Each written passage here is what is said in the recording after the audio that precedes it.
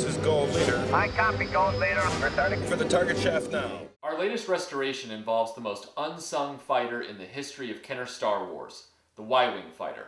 It was released in 1983 with the Return of the Jedi line, which is odd because it was more prominently featured in the original film in the Attack on the Death Star than it was in Return of the Jedi.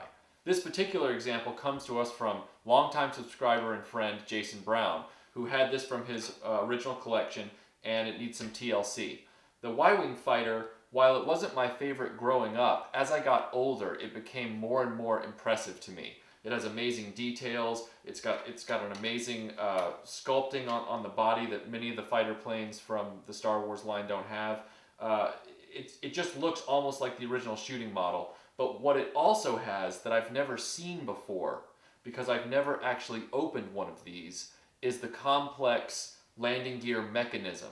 And it often gives people problems as these Y-Wings get older, and Jason's is no exception. But here's the challenge. The reason that I never opened my Y-Wing fighter growing up, which I still have in the RetroBlasting archive, is because unlike many of the other Kenner toys from the entire line, the Y-Wing fighter actually has stickers that lay over the seam lines of the fuselage. So in order to get the Y-Wing fighter open, you have to sacrifice stickers to do so. In this case, thankfully, the stickers in question are already damaged. So we're going to open up this Y-Wing and see if we can get into the landing gears and fix them. And then we're going to do a full restoration on it because Jason's Y-Wing fighter is missing some decals, it's missing some parts, and some of the struts for the rear engines have yellowed. So let's get started and see what we find. Jason's Y-Wing is pretty interesting. For one, it has this sort of damaged melty mark on the side, which I don't know how that happened, but it's kind of cool because it looks like this Y-Wing is closer to one of the original weathered shooting models than it would have been new out of the box. It doesn't really detract from its appearance so much as it makes it unique, but it also has this landing gear problem. The landing gears were operated by this switch on the rear fuselage between the engine struts, and it's supposed to slide forward and then the landing gears are supposed to deploy, but as you can see, it's only kind of working, and it's not working well, and then when you set it down it just collapses. So we're gonna have to take this apart and see what's going on.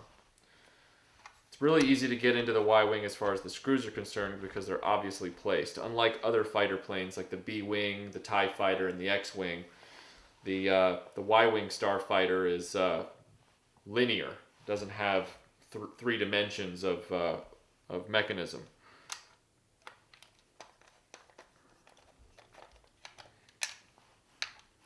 It's nice that these stickers are already gone because I don't have to worry about splitting them or removing them to get the ship apart. I was tugging on the fuselage for a second and couldn't figure out why it was coming apart, and I realized there are 2 screws on the top that I'd forgotten about. So there's actually 12 screws holding this together.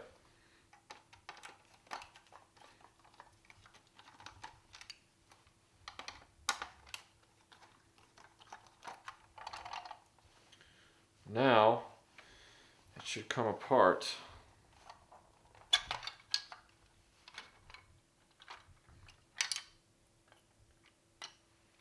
Okay.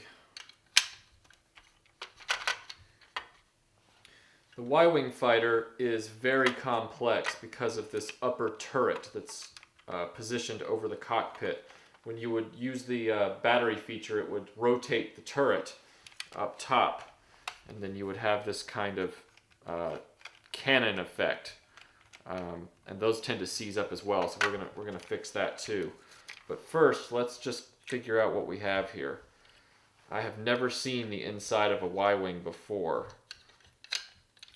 Okay, so there are 2 arms on a gear system that connect to the rear landing gears. We have our switch in the middle.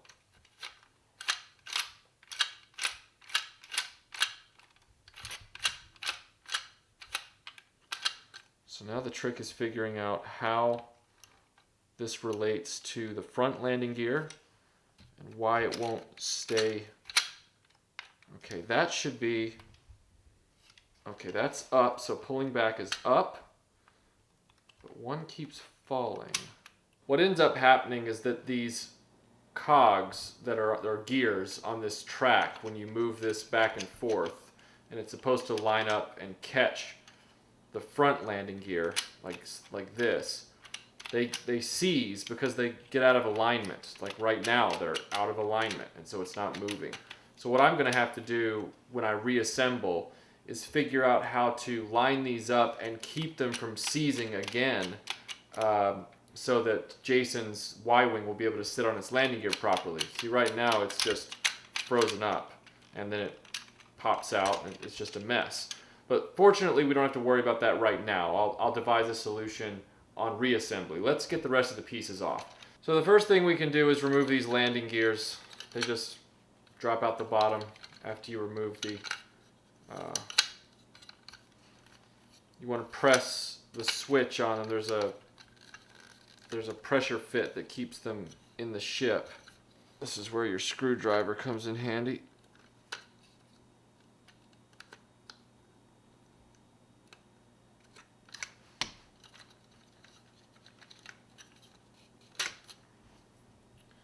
Alright, so you just pop them out after you give it a little pressure from the flathead screwdriver, making sure not to break the catch right here.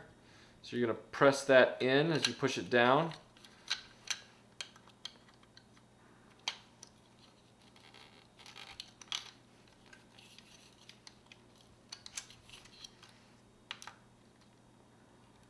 There we go.